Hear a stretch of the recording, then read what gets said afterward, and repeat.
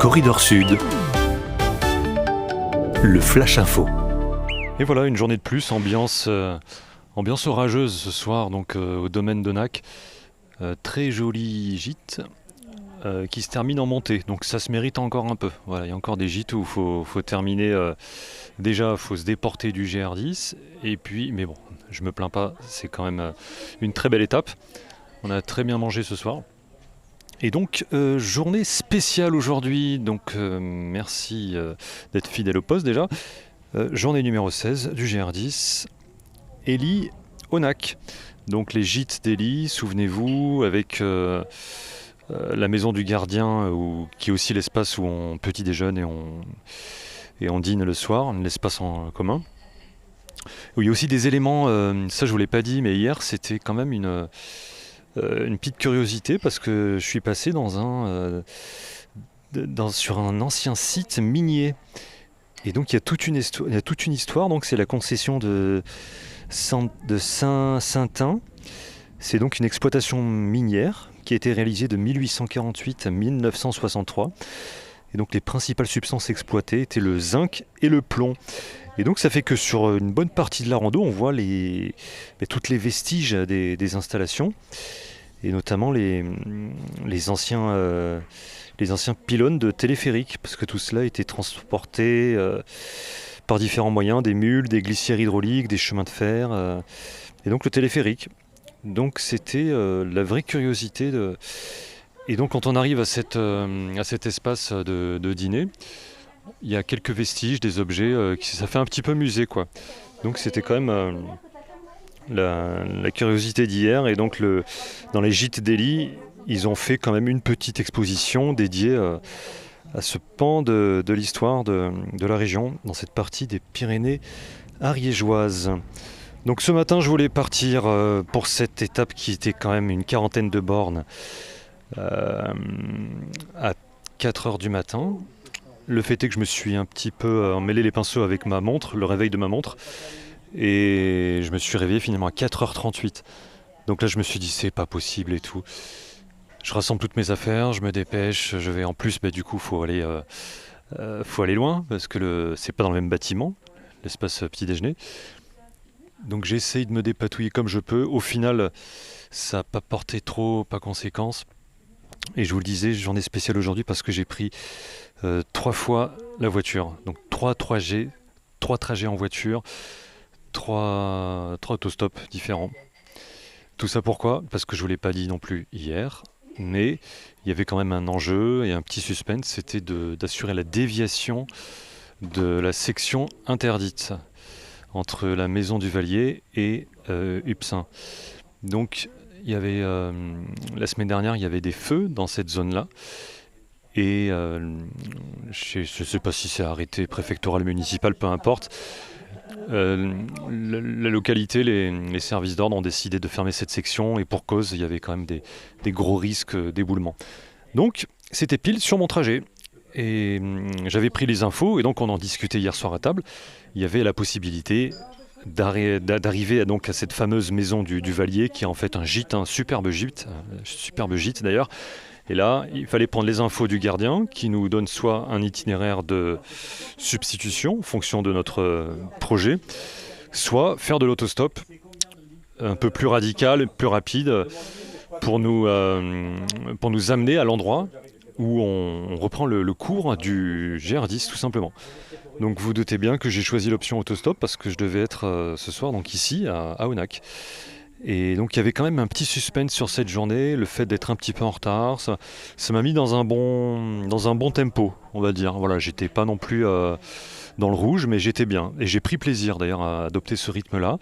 J'ai passé 2 grandes bosses. Il y a un premier col à 7h35, donc c'était pas si mal. Le col de la Rec à 1802 mètres. Donc ça redescend, on redescend de 900 mètres, c'est parti, bienvenue sur le GR10. La deuxième bosse à 1826 mètres. Et puis ensuite la grande descente, on descend bien sur 6 km, 7 km. Et puis à un moment donné, on arrive. D'ailleurs, j'ai doublé un gars, il en pouvait plus. Vous savez, c'est des centres-aides là qui nous font amortir chaque pas. Il y en a qui supportent pas. Et quand on est chargé, moi je peux comprendre. Et un petit peu, pas novice, mais quand on n'a pas l'habitude d'enchaîner ces longues descentes-là, qu'on découvre un petit peu les GR, les difficultés des GR, le gars il gueulait, j'entendais quelqu'un gueuler en bas, quoi. Et puis finalement, je suis passé à sa hauteur, c'était un gars qui était un peu en difficulté. Je lui ai dit allez, courage et tout, mais il avait gueulé un truc du genre j'en ai marre. Enfin voilà ce qu'on peut entendre sur les sentiers du GR10. Donc j'arrive à la maison du Vallier. La pause parfaite, j'arrive à midi. Et midi c'est très bien, parce que les gens sont en train de manger, on peut quand même tenter de poser la question s'ils pouvaient me prendre en voiture jusqu'au col de l'Accord, qui était donc le point de ralliement là où on pouvait reprendre la suite du GR10. Et puis déjà ça m'a fait une pause, c'était la pause pique-nique, plus le dessert au gîte. J'en ai profité. Souvent, je fais ça. Quand je prends le pique-nique fourni par le gîte la veille et que je me trouve à proximité d'un gîte, j'en profite au gîte pour prendre une boisson et un dessert. Là, j'avais pris 2 boules de glace. Et très intéressant tout ça, n'est-ce pas? Et bref, je demande surtout des infos aux gardiens qui me confirment qu'effectivement, c'est toujours en vigueur et qu'il faut peut-être aller du côté de la solution de l'autostop qui a très bien fonctionné. Donc une fois avec le café avalé, je me suis dit allez, je suis prêt, c'est parti. Je commence à prendre la route qui descend dans la prochaine ville en bas, qui s'appelle les Bordes-sur-Lèze. Et là, je tombe sur un couple de retraités dans une Peugeot 5008, adorable. Donc ils me font la course jusqu'en bas de l'embranchement. Ils me laissent en bas de l'embranchement du début de l'ascension du col. Donc ce qui était pour moi déjà une première étape validée. Donc super sympa, je les remercie. Et puis je commence à monter. Je commence à monter à pied sur la route d'école avec les panneaux des cyclistes. Ouais, encore 14 km, machin, avec la pente.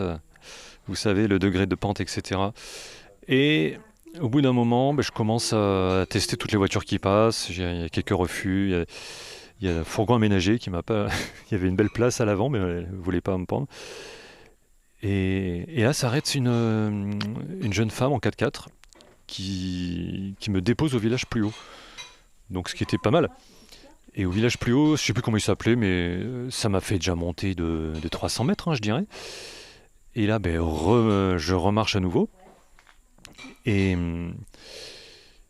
bientôt, après à peine une demi-heure, je refais du stop et puis là s'arrête un combi Volkswagen avec à l'intérieur, donc je les remercie parce qu'en fait ils ont été adorables. Ils faisaient le chemin qui s'appelle Passaran.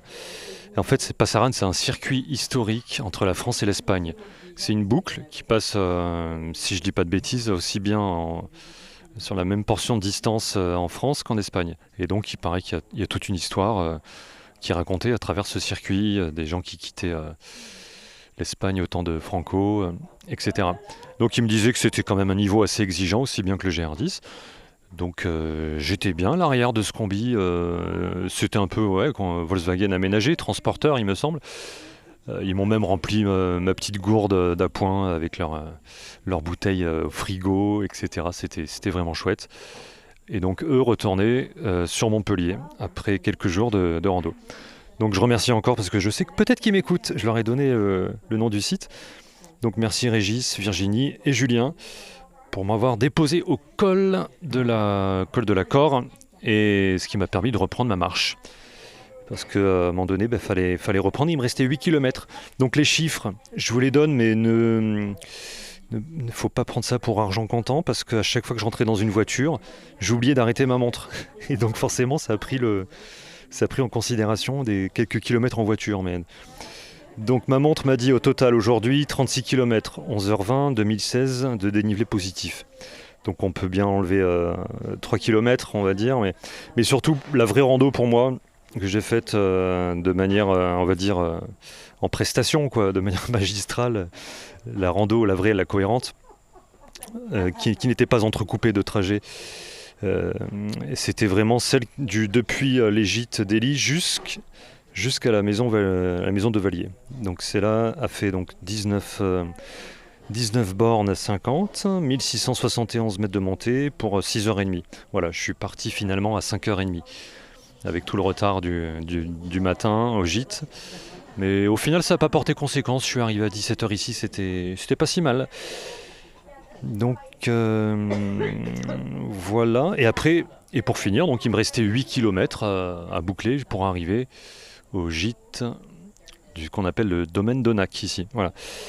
La journée de demain, c'est la journée numéro 17 déjà. Et je vais me rendre à Saint-Lizier. J'ai 38 km à parcourir et 2369 mètres de montée. Donc là, ce coup-ci, je vais essayer de partir tôt, mais vraiment tôt. À chaque fois que je dis ça, je pars une heure plus tard que ce que j'avais dit. Donc là, j'annonce 4h du matin, on verra si je respecte ça. 4h30, allez, on va dire 4h30 grand maximum. Et puis voilà, je vais passer par Couflan, donc c'est bien, je vais retrouver un petit peu de civilisation, un petit peu de commerce, voilà. Ce soir, l'orage il n'était pas si long que ça. A priori demain, j'ai quelques pluies dans l'après-midi. Mais bon, on verra comment ça se passe. De toute façon, j'ai pas trop le choix, je serai sur le terrain. On verra l'envergure de cette météo, qui n'est pas pour me déplaire, parce ça va quand même baisser en température. Voilà, merci d'avoir suivi ce point de situation, ce flash info, et je vous dis à demain, ou dans quelques jours.